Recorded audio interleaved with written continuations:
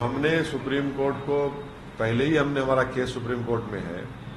उस वक्त government of India के काउंसिल ने कहा था कि गवर्नमेंट ऑफ इंडिया ने अभी रूल्स नहीं बनाए हैं, तो इसलिए अभी इस पर कोई बहस करना बहुत जल्दी होगा। अब जबकि मोदी हुकूमत ने CAA के रूल्स बना दिए हैं, तो सुप्रीम कोर्ट जाना एक अर्जेंसी है, वक्त का अहम तकाजा है, क्योंकि अगर ये सरकार सिटीजनशिप देना शुरू कर दे एक अनकॉन्स्टिट्यूशनल लॉ पर, जिसको एक रिलीजन के ऊपर बनाया गया है, तो इससे नुकसान हो सकता है। नुकसान ये है कि सुप्रीम कोर्ट मॉनिटर्ड एक NRC आसाम में हुआ, जिसमें 19 लाख लोगों के नाम नहीं आए। उसमें से करीब 1 लाख के करीब मुसलमान हैं, बाकी नॉन मुस्लिम्स हैं।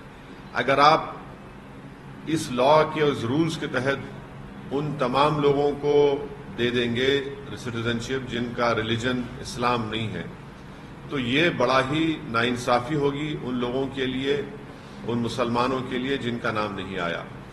दूसरा इंपॉर्टेंट पॉइंट यह है कि सुप्रीम कोर्ट ने 1960s या 70s में एक जजमेंट में कहा था कि अगर कोई एल्योरमेंट आप देते हैं किसी को अपना रिलीजन बदलने के लिए, तो वो भी एक क्राइम है।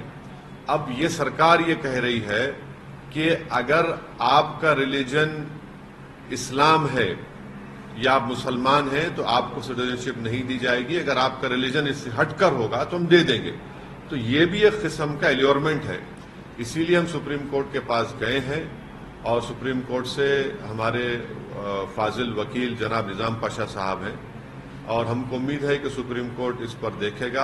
अब देखेंगे सुप्रीम कोर्ट में क्या होता है। सर, आपने जैसे CAA जैसे लागू हुआ, तो आपने कहा कि चुनावी फायदा लेने के लिए चुनाव जस्ट आने वाला है, उससे पहले क्या ये आप पे अप्लाई नहीं होता कि आप भी जो डॉक्यूमेंट आपने शो किया और सुप्रीम कोर्ट को अप्रोच हुए, आज अभी इस वक्त अनाउंसमेंट हो रहा है, चुनाव का ऐलान हो रहा है, उसके ठीक उसी दिन आप भी कर रहे हैं, तो क्या आप भी पॉलिटिक्स नहीं कर रहे हैं?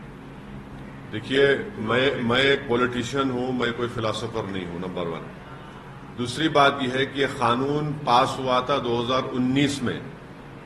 रूलिंग पार्टी नरेंद्र मोदी प्रधानमंत्री की सरकार ने इसको पास किया, तो वो लोग इसको दबा के रखे अपने पास, अपने बगल में दबा के रखे, और जैसे ही उनको मालूम था कि 1 हफ्ते के अंदर election commission of India Lok Sabha के चुनाव की डेट्स अनाउंस करेगा, उन्होंने रात में ये रूल्स का ऐलान कर दिया। जब सरकार चुनाव को सामने रखकर फैसला ले रही है, तो ये बहुत गलत बात है कि आप मुझसे सवाल कर रहे हैं कि मैं सुप्रीम कोर्ट क्यों जा रहा हूं। जब कोई रूल्स बनाती है सरकार, तो मुझे सुप्रीम कोर्ट जाना पड़ेगा ना। मैंने तो उस कानून को लोकसभा में इस बिल को फाड़ा था, जिसको अनकॉन्स्टिट्यूशनल काला कानून कहा था, और इस बिल के जरिए, इस कानून के जरिए सरकार मुसलमानों को खास तौर से और गरीबों को स्टेटलेस बनाना चाहती है, और इस कानून को आपको NRC NPR से जोड़ के देखना है। तो सियासत तो नरेंद्र मोदी कर रहे हैं, और इस तरह का कानून बनाकर। हाँ, अमित शाह जी का कहना है, कई वाले प्लेटफॉर्म उन्होंने कहा कि आप CAA के ऊपर जो है आप झूठ फैला रहे हैं, आप राजनीति कर रहे हैं, आप डर पैदा कर रहे हैं। उनका कहना है कि जो आप बात बोल रहे हैं वो प्रोविजन CAA के जो नोटिफिकेशन है, जो गवर्नमेंट का नोटिफिकेशन, उसमें नहीं है। उनका आरोप है कि आप जानबूझकर राजनीतिक फायदे मैं एक ही बात कह दी अमित शाह और नरेंद्र मोदी। क्या अमित शाह ने पार्लियामेंट में मेरा नाम लेकर नहीं कहा था कि देश में NRC NPR भी होगा? आपके कई टीवी चैनलों पर अमित शाह ने कहा था कि क्रोनोलॉजी समझिए, NPR NRC होगा। क्या बीजेपी ये कह दे कि आसाम में जो 19 लाख लोगों के नाम सुप्रीम कोर्ट मॉनिटर्ड NRC जो हुआ था, जिसमें 1600 करोड़ रुपए खर्चा किए गए और 50 लोगों ने सुसाइड कर लिया, उसमें हेमंत बिस्व शर्मा जो मुख्यमंत्री कह रहे हैं, वो कह चुके हैं कि जो नॉन मुस्लिम हैं उनको सिटीजनशिप मिल जाएगी। मुसलमान क्या करेगा? वो एक खौफ का माहौल पैदा कर रहे हैं। मैं नहीं कर रहा हूं। पहले तो सिटीजनशिप का कानून आप मजहब की बुनियाद पर क्यों बनाया?